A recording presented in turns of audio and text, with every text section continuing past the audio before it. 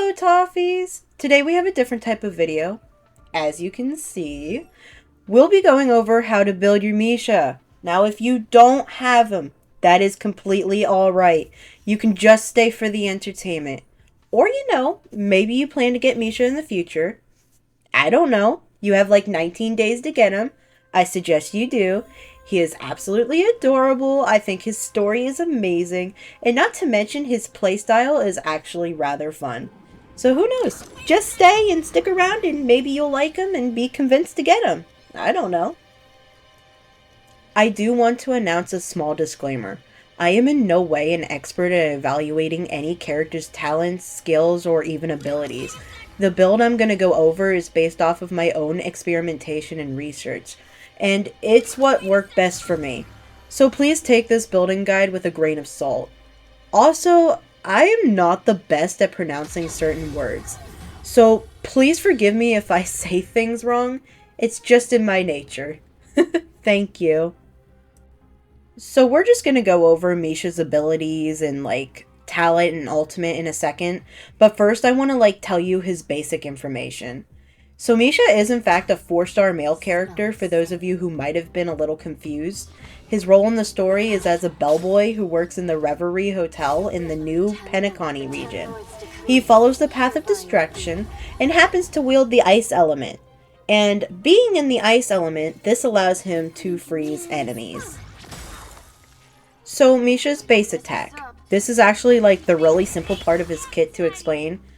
His basic attack allows him to deal ice damage equal to 50% of his attack to a single target enemy. And yeah, that's pretty much it for the basic attack. So his skill. This is where his kit can start to get a little complicated to explain. So I'm going to try to simplify it to the best of my ability. Misha's skill increases the hits per action for his next ultimate by 1 single hit. It also deals ice damage equal to 100% of Misha's attack to a single target enemy, while the adjacent enemy targets receive ice damage equal to 40% of his attack. Now, Misha's ultimate automatically has 3 hits per action. The first hit deals ice damage equal to 36% of his attack to a single target enemy. The remaining hits work almost the same, however they're dealt to single random enemies. Misha's ultimate can acquire up to 10 hits per action. After the ultimate is used, the amount of hits reset to the default of 3. Before every hit, there is a 12% chance to freeze the target. This will last one whole entire turn. While enemies are frozen, they cannot take action at all. At the start of their turn, enemies receive additional ice damage equal to 18% of Misha's attack. So, as discussed previously, Misha's ultimate can have a maximum of 10 hits per action. His talent allows his ultimate to gain 1 hit per action whenever any ally consumes 1 skill point. Misha also results in regenerating 1 energy from this.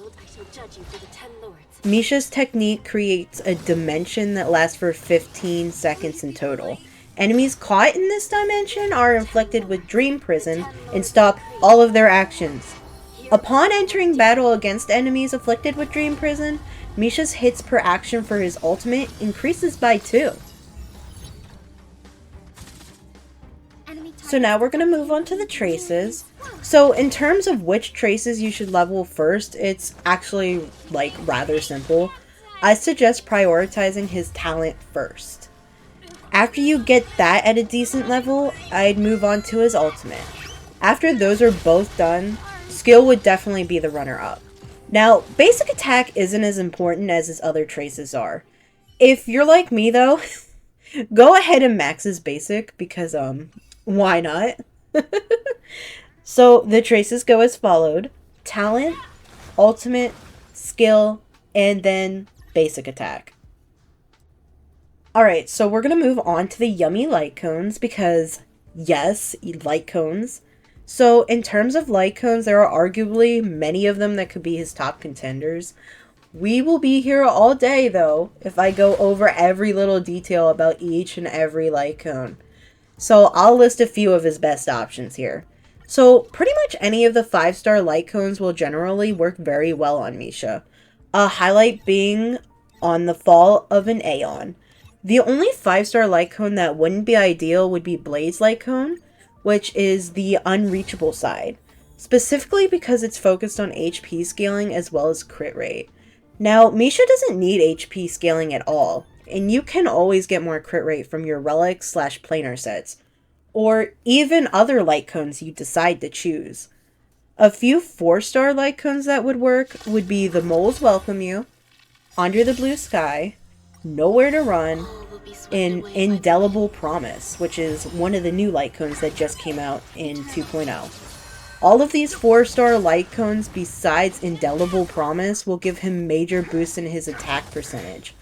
I personally, however, use the Moles Welcome You because at S5 you get a 24% increased attack every time Misha gains 1 stack of Mischievous, which this gives you major attack depending on how many stacks you gain. So that is why I personally use that Lightcone. Alright, so Relics. When it comes to Relic Sets, there are 2 main loadouts you can use. The first being a 4-piece Relic set of Hunter of the Glacial Forest. Having a 2-piece of this set will give Misha a 10% increase in ice damage, while the 4-piece will increase his crit damage by 25% for 2 turns after using his ultimate. The next potential loadout can consist of a 2-piece Relic set of Hunter of the Glacial Forest and a 2-piece of Musketeer of Wild Wheat. Musketeer of Wild Wheat will give you a 12% increase of Misha's attack. Add this with the 10% ice damage increase and you'll have a lot more attack damage.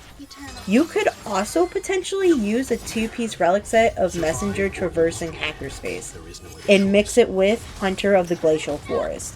This will give Misha an increase of speed by 6%. However, I'd resort to this if you just personally don't have the best relics in the other 2 sets.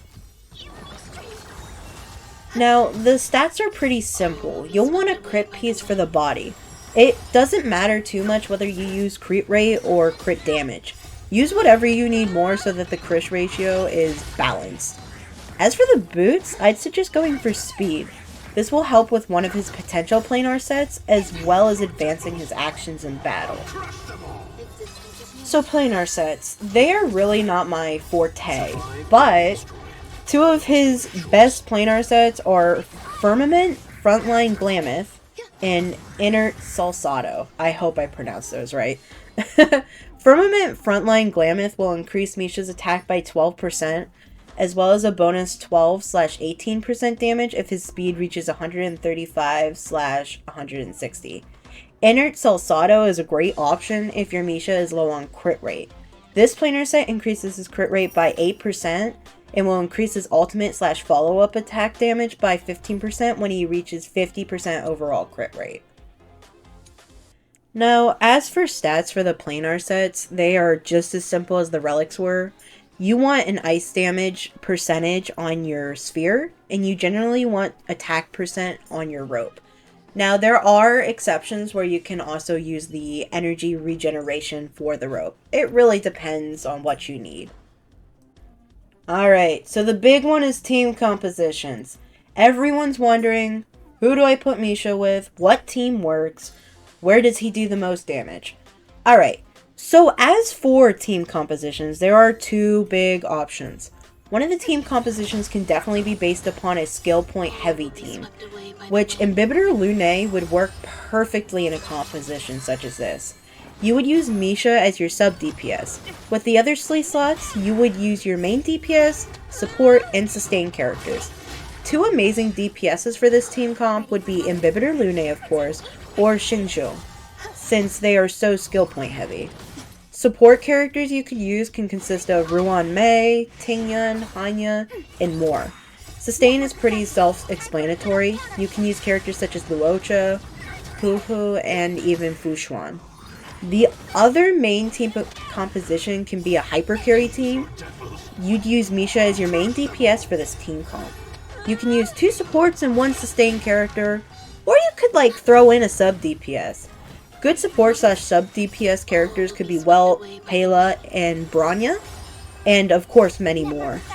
As mentioned, your sustained characters could be one of many, such as Bailu, Lynx, Gepard, and others that have already been mentioned. Alright, conclusion time. I really hope my guide can be of service.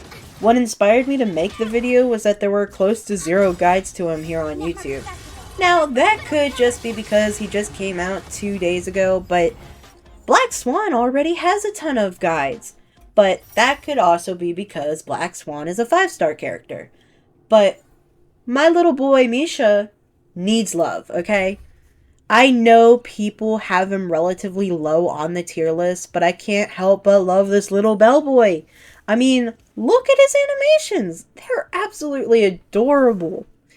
Anyways, I thank you so much for watching, and please comment down below if you want more guide videos in the future. Like if you want more Honkai Star Rail characters, or I don't know. I'll do anything, really.